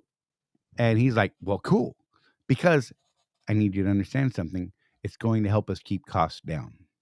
hmm That was the bottom line. He's like, "Well, that's good because that'll actually help keep your costs down because that won't have to be built into the pricing." right. So there you go. I'm just saying it's It's because if so I will put out there because Charlie and I did discuss this earlier. I just want to, our whole full transparency BS thing we right. do. We did talk Yes. about if we couldn't get enough people to give out the information we need to build the group policy, Right. we may look at an option where we do do that in the spirit of still trying to get some people a better deal than they would otherwise get, but we really would rather not. God, I hope we don't. So we're really hoping to get, our 175 people was his optimum. Right. He's hoping for about 200 so he can build a group policy around Swift owner operators. So, if you're contracted to Swift, I think Charlie already put up the address for that, right? Yeah. I'll put it up again. that goes directly to Charlie, nowhere else. Even Jeff doesn't have access to that. No, it'll be But strictly between myself, you, and the broker Tony that's right. building our deal. So we're just gonna feed that information to him, and he's gonna pull the reports that he needs to build us a good group rate as Swift contractors. So the other thing I thought was interesting though, Charlie, was that if you do, we do advocate for my pet project of company to carrier, meaning you start as a Swift company driver, you lease a truck, you learn the business, and then you get your own authority. Right. So one of the things that he explained better than I felt I could explain, so now I'm going to use his words, is that when you leave Swift, Swift is obligated by law to get you home. Right. Under their insurance, right? Within a reasonable time. Well, what if you decide to detour and go talk to Landstar or JB Hunt, or you're getting your own authority? Right. They're under no obligation to facilitate that. They're obligated to get you home. So what ends up happening is you have a lapse of insurance. Right. And Because that they're like, no, we're not going to help you go to the competition. right. With this, now I'm thinking it'll be pretty expensive, Charlie. Right. But it's almost like Cobra with health insurance. Right. For short term. You call him up and say, okay, I'm leaving Swift. And he's like, all right, it's going to cost you this much a week until you get settled. And at least you're covered. Right. You know, If something horrible happens to that $170,000 truck, Lord help you. At least you're covered. You're legal to move the truck and all that. And so what we really liked is here's a guy that is building us a nice group rate, but he's interested in long-term relationships with us. One of the things he said is that so he has weathered several reclassification lawsuits himself. Right. And that's kind of how he came up with this insurance program. Was how he insulated his carrier from reclassification lawsuits. He even won one. Check this out. He won one of those in California. Crazy. So if you guys are still worried about AB5, the PRO Act, stuff like that, I think this guy's going to be able to teach us a few things. Yeah, he had a lot of information on the whole reclassification thing, and that's one of the things we're talking about is the fact that it does create that separation between us and our carrier. It does separate that relationship between us and our customer. Um, it protects everyone better. Hmm. So we're actually talking about, once we start getting a little bit closer and deeper into this, that we may actually approach Swift and talk to them about what it is that the offering is that's out there, so that maybe they can offer that to more folks in the Swift contractor system, because options are good, and Swift has said, I mean, you guys heard Brett say today, look, if you want to get your own insurance, by all means do that. If you can get a better deal, by all means do that. If you don't want one of these 4 camera systems in your truck, you need to get other insurance. Hmm. That's just reality. So if we can get this deal worked out, we really need you guys to step up if you can and help us build this pool so that we can get this quote built, so that we can make things happen before the year turns over. So, Right. Yeah. Even honestly, the though, goal is up around 150 drivers. We need right. 150 people to build an accurate, good spread on this quote build. And again, it's Swift Contractors only on this. Right. He can't use the reports from people outside of Swift Right. because Simply because it's going to it's be going to be a under the DOT of Swift. right. But it could be that we go through this whole long process, guys, and it turns out that OIDA Right. has a better offering. We don't know, Right. but we're trying to do all the due diligence we can. Charlie, you talked to 2 other insurance carriers Yep. besides OIDA, right? No, True North and OIDA were the other 2 that I. Okay. And actually, True North is a direct competitor of this guy, by Right. the way. He knows them well, and he knew of OIDA. Right. We didn't see his face. We could hear the tone in his voice, Yeah, he and has the Jeff and Charlie opinion of OIDA. So he's definitely got an opinion of OIDA that I don't think is too far off of us. What's up, Matt? Right, I see you there, man. Sorry, buddy. But yeah. yeah. So yeah, if you guys could, by all means, please do. Your information is not going anywhere else. It's going directly into that email box there. Like it says, put the subject line as quote build. I have it set up so that it's going to a special folder that I've got all locked up and stuff, so that I can send that off directly to him. Yep. And building it into an Excel file that I will, take care of. Yeah. And then once this is done, all that information is going away. I will not maintain any of this information. I don't want it. I don't want that responsibility. It's gone, y'all. So yeah, that's just real. Yeah, we don't want to really harp on it too much, but we need to harp on it a little bit, Right. because we've got until April 1st. That's the actual cutoff, and we'd like to have a good list of options before that. Yeah, I'd really like to get this at the turn of the year, so you guys help us out with that. Randy Spears, what's going on? I just love that picture. I have so many X-rays on my hands, it's ridiculous. Just saying, I don't have one in that position, and I'm a little sad that I don't have one personally of that. So, whatever. Don't judge. I like it. Freedom of speech, free expression. Express yourself. That's what I'm saying. So, if you guys got any other questions, by all means, throw them up. We will dive into those. We've touched on a lot of stuff. It's actually been a pretty productive show, I think. But we are going to need your help. The Swift contractor community, like we said, we can't open this up to anyone outside of Swift because it does follow the Swift DOT and MC numbers, unfortunately. Maybe somewhere down the road we can get something opened up further as the thing grows. There is an option to offer it a little further out, I think, is my understanding. But that is so far down the road right now that it's really not our focus. Right. Sue said something. I bet it's important. And I bet too that when we do have him on the show, he'll have some magic phone number to put out for those of you guys that are outside Swift that are constantly shopping like you should be for better rates, better opportunities, all that. Sue said, you will also need to know that if you are a driver of the vehicle and in an accident, a business will not protect you from personal litigation. That's true. That is true. So, and you know what? I tell people that all the time, and very few people believe me. But hey, An LLC. So this is a huge misconception out there in the world, and if you want to argue about it, throw it up. Let's argue, because an LLC does not protect you, particularly if you are a single operator in that LLC, like Jeff, like myself. I mean, Jeff's got a partner, his wife, same household. Guess what? They're going after his house. Yep, my only That's just real gonna happen. protection is bankruptcy. Under certain bankruptcy laws, if I get sued into oblivion, they cannot take my house or my primary mode of transportation. Right. And that's just a crappy option. Mm-hmm. Miss Nevada, hi. Miss Nevada said, hi, everyone. Everybody say hi to Miss Nevada. Mrs. Nevada. Oh, my bad. Mrs. Nevada, I apologize. I'm telling Rosie. Whatever. She don't mind. I talk to people all the time. She likes it. She thinks I'm crazy. She calls me a social butterfly. That was my butterfly impression. Was that appropriate or was that creepy? I'm just saying it was a little like, I mean, hey. I like to eat the liver with fava beans. My bad. How about them French fried taters?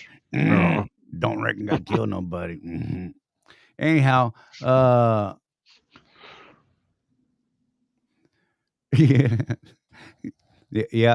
These are our new folks. 10 toes down, y'all. Look, I finally figured that out. TTD.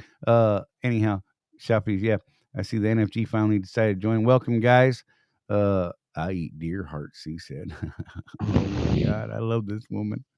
Oh man, she bagged both a buck and a doe during her vacation, so she's okay with us, right? And had the better buck than Grant, the man. Just saying. Sorry, Grant. Love you, buddy. She says she won, and you didn't. That's the way I heard it. That's the way I understood what she was saying. That she did better than you, Grant. Just gonna throw that out there, and has challenged you to do better. In fact, she said next year you need to do better. That's the way I'm gonna hear it. That stir the pot. Stir. It's like I'm a dwarf with a giant wooden spoon and a big old metal cauldron, just stirring the pot. Anyhow. Wait. What? We need to find out about this. And got a rifle out of it. Oh, nice. That's what she needed was more weapons. I dig it. You can never have too many weapons. Big Houston, how you doing? Welcome. Glad to see y'all here. Yeah. Glad you guys are here hanging out. If you guys got any questions, by all means, throw them up. We will get to those as best we can. And so those of you who are seeing the Merry Christmases to Randy, that's kind of a thing on another channel, and it's actually a little amusing to me. I don't wholly understand it, but I thought it was hilarious the first time I saw it. Just gonna throw it out there. I know people that, anyhow. So yeah, throw up your questions. We'll get to them as quick as we can. We've been at this an hour and a half. We may wrap it here fairly soon. If you guys don't have anything else you want to drive the show with, we've touched on a lot of things, like I said, insurance and rates and markets and the fuel surcharge. And I should put the fuel surcharge back up on the ticker there. My bad. In case anyone missed that. This week's fuel surcharge is 0.625 per loaded dispatch mile. The West Coast fuel surcharge is still at 8 cents. That's 3 weeks straight, if I remember right. The gap is starting to grow again. We'll see what happens. I don't know. One of the things I'm interested in is, again, based on the IQ thing today. Right. They're saying that fuel prices are steadily declining right now. And I'm interested to see what that does to our discounts on that card. Well, like they said, if there's that disparity between wholesale and retail, we'll probably continue to see those dollar plus off at the pump, I think. For a while, yeah. But we kind of, part of our business is playing that fuel surcharge game, right? Right. I'm wondering if we keep these discounts, I'm thinking that as long as you keep your fuel mileage up above 8, even when it goes down to a normal fuel surcharge like we see in the past, I'm wondering if we still don't make out like bandits with that discount. Right. I think we will. I think we will. Yeah, be doing pretty good. So how many trucks could we have bought over the years if we had gotten away from Condata earlier, Charlie? We discuss this every once in a while because that's like one of the biggest mistakes we've made in our businesses was just assuming, it's just fuel, right? It is what it is. And then Matt Wright turned us around on that with some good old fashioned math. And we're like, ah, shoot, look at all the money we spent over the years. So, Win Wizard, I like your question. And according to Statista right now, green tea is at 152.3 yen. Black tea is at 146.2. White tea is at 129.8. Yellow tea is at 122.2. I don't even know how to say this word. Oolong tea is at 113.8, and post fermented tea is down to 76.2. So there you go, sir. We are here for you. You asked the question. We will do our best to answer those questions. We like to keep them to the trucking industry. So, we do our best, brother. Glad we could help out.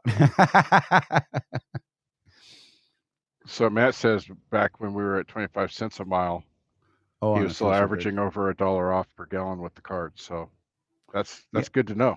Yeah, I think we'll still be doing quite well. So, Win Wizard, remember that we got you. We got you. You ask, we try to answer. Can't promise an answer for everything, but I will always try. I'm just saying. That was fun. I don't know why I enjoyed that so much. I probably enjoyed that far more than I should have, but there you go. How was that for a quick search? I'm just saying. Mm-hmm. I'm not. Look up saffron once. Tell me what that price a pound. No, I don't wanna. That sounds too detailed to me, and I'll probably screw that up. Or I'll get some weird number that's just not accurate. That would be my luck. I honestly, God, I don't even know if those rates that I told you are accurate. I was reading them off that Statista page, so hopefully they're right. Oh Between Lord. the average for the year on saffron is between Oh, 28.80 and 30.65 per kilo. there you go. You triggered Jeff. Is that U.S. dollars? Yes, USD. Okay, there you go. Look at that, magic man. The dude knows how to use Google, saffron is so expensive that I once thought about putting a greenhouse up and growing it. right? And I found some good articles on it that basically said that even if you did that, people don't want it because they want it actually from the Middle East for some reason. Yeah, I'm shop talking about Jeff's choking. Breathe, Jeff, breathe. There is going to be no hot tub live someday. That is just not. Hey, things happen in Vegas though. I don't know. We'll see. We do have some news on that, by the way, guys. Vegas, thank you. Good job. We found out Segue. that we can actually get a conference room at the Golden Nugget Yes, at a decent rate for a for up reasonable to 40 price. people. So we're going to book that room, and that puts our conference at a limit of 40 because that's the maximum people we can have Right. in the room. So when we open it up, probably next month, for reservations to go, we're gonna have to cap it off at 40, guys. Sorry. Right. We have some options that we will get into more detail with you guys about food offerings during the conference day or two. So we will need to do some price adjustment for certain things. So Jeff and I are going to get deeper into that amongst ourselves, and then we will come to you guys with some offerings on that and put it to you and see what you think.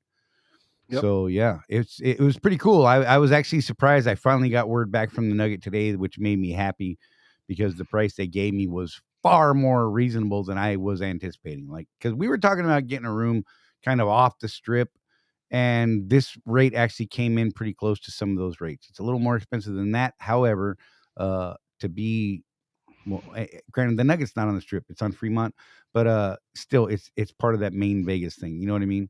So yeah, it's gonna be amazing. I can't wait.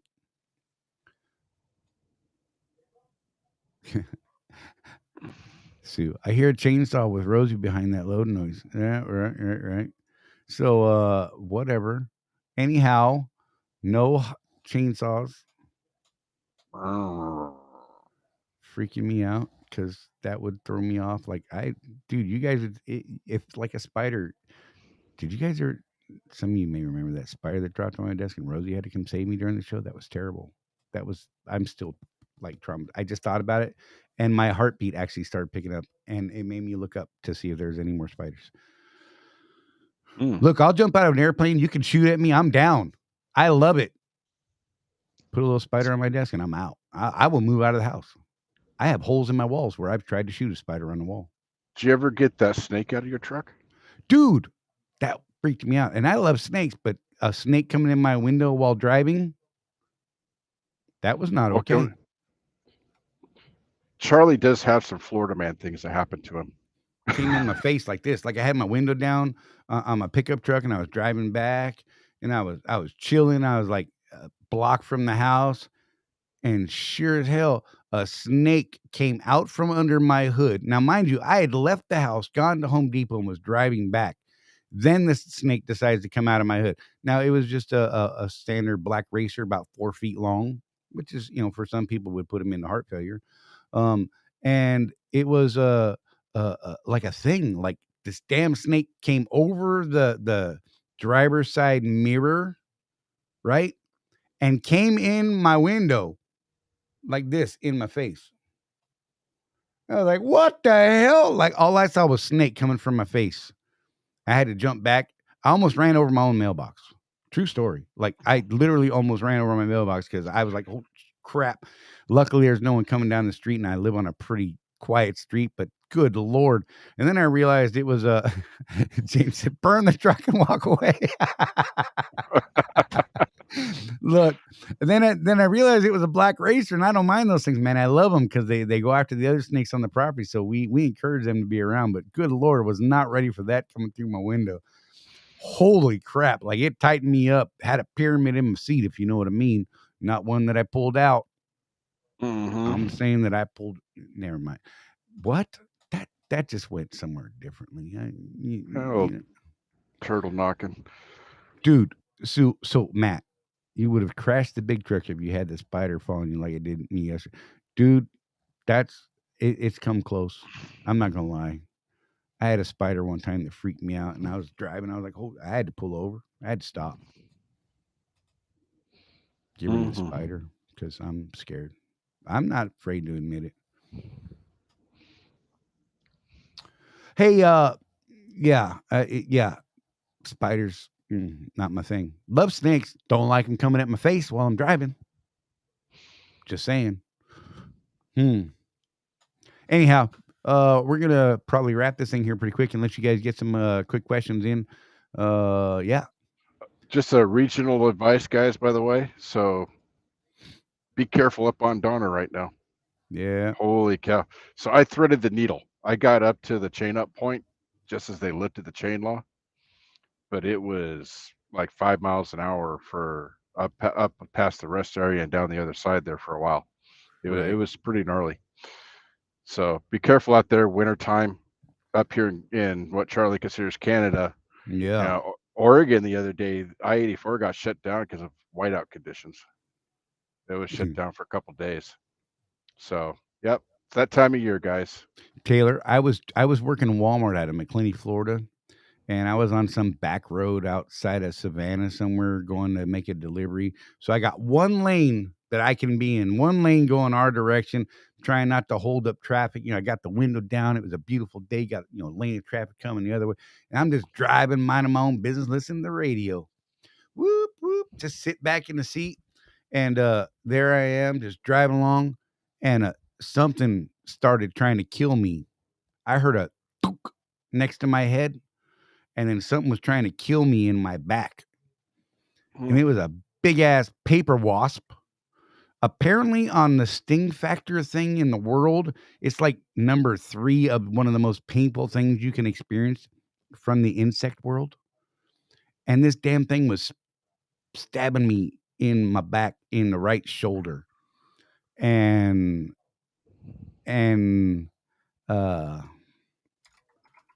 yeah, like I was like, babe, it's getting me, and it's trying to kill me. It wants me dead, and it swole up my back some fierce, man. Oh my God.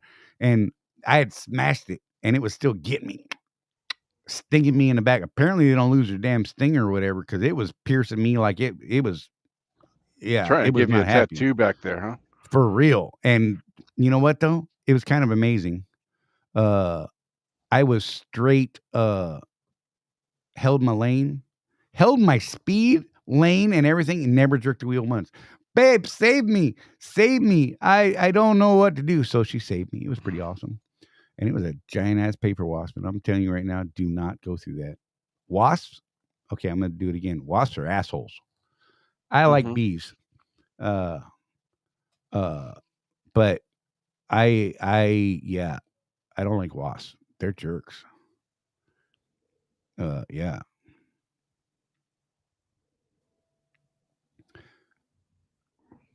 So I don't do Zello. Someone asked, what is NFG? The NFG channel. It is a group on the Zello. I like to call it the Zello because I'm old and we call it the Facebooks and the YouTube.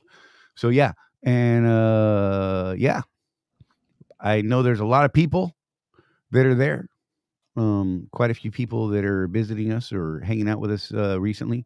We did gain quite a few people from that side of the world. Yeah, it is a thing. They look. Most of those people started coming here to attack us one day, and we had a conversation, and we're friends now. I think, right? I don't know. I think you guys have been pretty cool. I don't think we've said anything to piss anybody off, right? And it's not that we're trying to avoid that, because we're just doing what we do every week. Been doing it for a little over a year now at this point. So yeah. Yeah. I don't know what else to say about that. Didn't want to ignore it. Wouldn't be weird. Yeah, sorry guys. I look. So I know that's a thing for a lot of you guys. You guys hand out wrenches on YouTube's. I'm sorry, I don't do that here. One of the reasons I don't do it is because I don't actually view all of this on YouTube. I go through a Restream, so I don't actually have the chat controls that you would have if you were actually live on YouTube doing it through their interface. And we're actually next week we're going to change to a different format. I think I'm going to put Restream on hold for a while, and we're going to try another platform and check them out. Yep. That's actually kind of exciting news for us too. Charley just found this other platform, and we've been wanting to do actual webinars for our members on subject matters, right? Like fuel and how to shop for fuel, how EFTA works, and how to build relationships and the stuff we talk about. Right. This platform will facilitate that a lot better than what we're using now. So right. At about the same price, which made me happy. And some of you may have noticed the very lack of a webinar last week that I kind of haphazardly promised, and that's because we couldn't figure out we couldn't figure out how to do it, guys. I just time running the trucks that we run, and then trying to figure out how to even put the thing together. So that's kind of why we did the how to do the report recap last week, because that's what that was supposed to be. So hopefully, if you guys. It is time to be doing those reports for those of you that are at Swift and are using the a card other than Comdata. That if the report is due like now, and so you could go back to last week's episode and we replayed the instructions on how to do that with the ES card, right, and who to send it to and all that stuff. So if you're new to that and you missed that episode, go back and watch that. It's important information for you guys. Randy Spears, we appreciate it, man. Wait, there's the camera. You would think that I could just point at the camera, but I was looking at the screen, and I'm done. I felt that between my eyeballs. That's how sharp your camera is. Holy crap! I don't know what I'm going to do when I get done with my remodel here in a couple of weeks, Charley, because I'm going to have the same camera that you've got on that set on that rig at that point, and people are actually going to see how ugly I really am. The Razer Kaio Pro. I like this camera. I do. Got a couple of them, and I really. It's a nice camera. Yeah, WinRazer Zoom is free for 40 minutes. We look. I don't know if you've noticed this, but we're at 1:49. We tend to talk. You know what I mean? Oh yeah. God. We started off, so our original idea was 45 minutes to an hour, and our first show clocked in at like 2.5 hours, something like that. Right. It was. And funny. So we just we'll just go till we're done. You know, and the webinar feature of this, in fact, it's a damn it, what's it called? Don't ask me, man. You found it. StreamYard. StreamYard has a webinar feature that they just dropped, and with the deal that we signed up on for the same price that I'm doing here, we're going to get that webinar feature, and 250 people attendees is possible with that price. So I was pretty happy about that. Yeah, I mean it's cool. I dig the setup, and so I'm playing with that now. OTR Vic, I clicked on the Yes, wrong you one. can. Apologize. Can't you just send in your fuel receipts to them so you won't have to worry about sending a report? Absolutely. That is Yep, you can do absolutely that. an option. Yeah. Just make sure that on each receipt is Charlie. Help me out because I do the report and I forget. Each receipt must contain cash fuel, your truck number, and your driver code. That's all you need on there. Like And just the scan them in words, with each trip. like the words cash fuel needs to Right. go there. I printed out stickers when I thought that's what we had to do. Charlie had a stamp made. For us, it's just easier for us to do the report, and I think it's just a personal preference thing, really. Yeah. I'm really bad with receipts. First of all, I just am. I know that about myself, so I could just print the report at the end of each month and send it in. Not a Right. problem. Takes me like not even 5 minutes to do it. But if Yeah. you want to do it that way, just make sure you're sending in every single receipt. Don't make sure. WinZard, So yes. Webinar. StreamYard now offers a webinar portion of it towards it's hosted completely on their system, and it's not out in the YouTubes and all that kind of thing. So yeah, it's just that yeah, private system. It's awesome. I dig it. so I don't know any of you guys that have joined us in the last couple of weeks that do your own stuff. We like it. We like that type of system because what we can do is we could do like a webinar, right? And then we can take highlights from that webinar that we maybe charge for, we maybe don't. It just depends. But Right. we could take snippets of it, the highlights, and put it out on YouTube. Right. But we're not giving away the whole thing. You see what I'm saying? So we like the ability to do that. Yeah. Totally. It's like legit. I don't know. All right, guys. So we're coming up on that 2-hour mark. Last chance, last call for questions. If you got them, get them up now. And we will try and dip into them real quick. Otherwise, we're going to wrap this thing in 7 minutes and 21 seconds. Don't even try. There I you did go. it. I got it. You waited got it. until the clock said the right thing. I did. I did. I waited for it to count down far enough. Oh, there you go, Matt. Going to Salt Lake City tomorrow. Yay. From That's where? too far in Canada for me. I'm just saying. From where? I want to know because I was just there. Let's see. I saw a question pop up. Tony T. Hey guys, I'm interested in an owner operator. I can't get anyone from Swift to return my call. Can I speak with one of you after the show by email, chat, or phone? Thank you. Tony T, do me a favor. If you're on Facebook, I'm going to type out our full names. Give me one.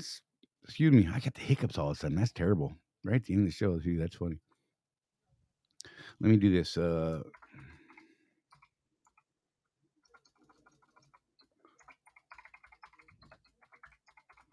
Jeff and I both use our real names on TK, no, you do not.